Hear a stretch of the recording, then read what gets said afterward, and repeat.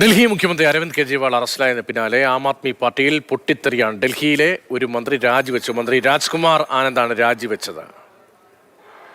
मैं बहुत व्यथित हूं, इसलिए आप लोगों को मैं अपना दुख साझा करने आया हूं। मैं राजनीति में जब आया था, जब अरविंद केजरीवाल जी ने कहा था कि राजनीति बदलेगी तो देश बदलेगा,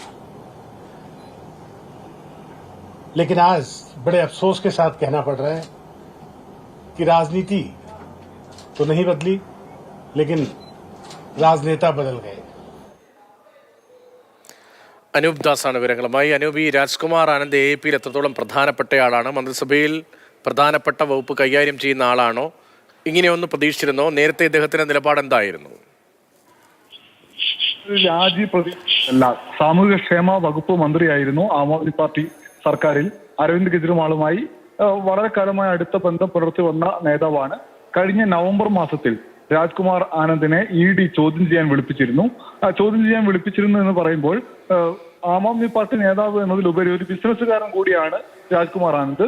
ഈ ചോദ്യം ചെയ്യാൻ വിളിപ്പിച്ചതിന് ശേഷവും പിന്നീടും വളരെ സജീവമായി ആം ആദ്മി പാർട്ടിയിൽ ഉണ്ടായിരുന്നു. എന്നാൽ അരവിന്ദ് കെജ്രിവാളിനെ അറസ്റ്റ് ചെയ്ത ശേഷം നടന്ന പ്രതിഷേധങ്ങളിൽ അത്ര സജീവമായി മന്ത്രിയെ കണ്ടിരുന്നില്ല. എന്തായാലും മദ്യനയ അഴിമതി കേസുമായി ബന്ധപ്പെട്ട അന്വേഷണം ED സജീവമാക്കിയതിന് പിന്നാലെയാണ് രാജി എന്നത് വളരെ പ്രധാനപ്പെട്ട കാര്യമാണ്. ഒപ്പം തന്നെ പാർട്ടി അംഗത്വവും രാജിവെച്ച രാജ്കുമാർ ആനന്ദ് BJPയിൽ ചേരില്ല എന്ന് വ്യക്തമാക്കിയിട്ടുണ്ട്. പാർട്ടി അഴിമതിയിൽ മുങ്ങി എന്ന ആരോപണമാണ് ഈ രാജിവെക്കുന്നതിന് കാരണമായി അദ്ദേഹം ഉയർത്തിപ്പിടിക്കുന്നത്. എന്തായാലും വളരെ പ്രധാനപ്പെട്ട ഒരു രാഷ്ട്രീയ സംഭവ വികാസമാണ് ഇപ്പോൾ ഡൽഹിയിൽ ഉണ്ടായിരിക്കുന്നത്. രാജ്കുമാർ ആനന്ദിന് പുറമെ മറ്റേതെങ്കിലും മന്ത്രിമാരും MLA-മാരും സർക്കാരിൽ നിന്ന് രാജിവെക്കുമോ എന്നതാണ് ചോദ്യം. അതിശി അടക്കമുള്ള മന്ത്രിമാർ, പ്രധാനപ്പെട്ട നേതാക്കൾ BJPയുടെ ഭാഗത്തു നിന്ന് ഓഫറുകളുണ്ട്, ഭീഷണിയുണ്ട് എന്ന് നേരത്തെ തന്നെ ആരോപണം ഉന്നയിച്ചിരുന്നതാണ്. ഇപ്പോൾ ഈ രാജ്കുമാർ ആനന്ദിന്റെ രാജി കൂടി വരുമ്പോൾ അങ്ങനെ ഒരു വലിയ സമ്മർദ്ദം ഡൽഹിയിലെ ആം ആദ്മി സർക്കാരും നേതാക്കളും അനുഭവിക്കുന്ന ഈ ലോക്സഭാ തെരഞ്ഞെടുപ്പ് തൊട്ടു മുൻപ് എന്നുകൂടി കരുതേണ്ടതുണ്ടോ?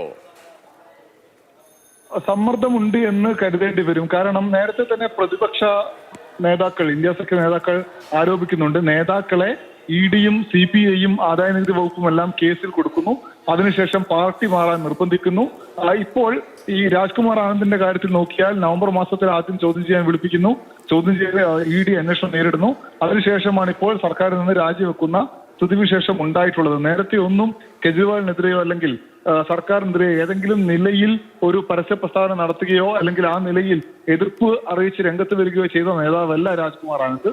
ഇപ്പോൾ വളരെ പെട്ടെന്ന് ആം ആദ്മി പാർട്ടി പോലും പ്രതീക്ഷിക്കാത്ത നിലയിൽ ഒരു നീക്കം അദ്ദേഹത്തിന്റെ ഭാഗത്തു നിന്ന് ഉണ്ടാവുകയായിരുന്നു. മാത്രവുമല്ല, നേരത്തെ തന്നെ ആം ആദ്മി പാർട്ടി MLA-മാരിൽ പലരും ഒരു ആരോപണം ഉന്നയിച്ചിട്ടുണ്ട്. 25 കോടി രൂപ നൽകാമെന്ന് BJP ചില ദല്ലാൾമാർ വഴി അറിയിച്ചിട്ടുണ്ട്. പാർട്ടി മാറണം, ഒപ്പം തന്നെ കൂടുതൽ MLA-മാരെ BJPയിലേക്ക് കൊണ്ടുപോകണമെന്നാണ് അവർ ഉന്നയിച്ച ആവശ്യം എന്ന് വെളിപ്പെടുത്തുന്ന സാഹചര്യം ഉണ്ടായിരുന്നു. മാത്രമല്ല, അതിഷി ഉൾപ്പെടെയുള്ള മന്ത്രിമാർ, അതിഷി, സൗരവ് ഗഹ്ലോട്ട് തുടങ്ങിയവർ അവരെ കേസിൽ കുടുക്കി അകത്താക്കാൻ ശ്രമിക്കുന്നു. മാത്രവുമല്ല, അങ്ങനെ മാറിയിട്ടില്ല എങ്കിൽ അകത്താക്കും, മാറിക്കഴിഞ്ഞാൽ അതിന് വേണ്ട പരിഗണന ഉണ്ടാകുമെന്ന നിലയിൽ ചില ദൂതന്മാർ വഴി കാര്യങ്ങൾ BJP കമ്മ്യൂണിക്കേറ്റ് ചെയ്തു എന്ന് പറഞ്ഞിരുന്നു. അതായത് അസാധാരണമായ ചില നീക്കങ്ങൾ ഡൽഹിയിൽ നടക്കുകയാണ്.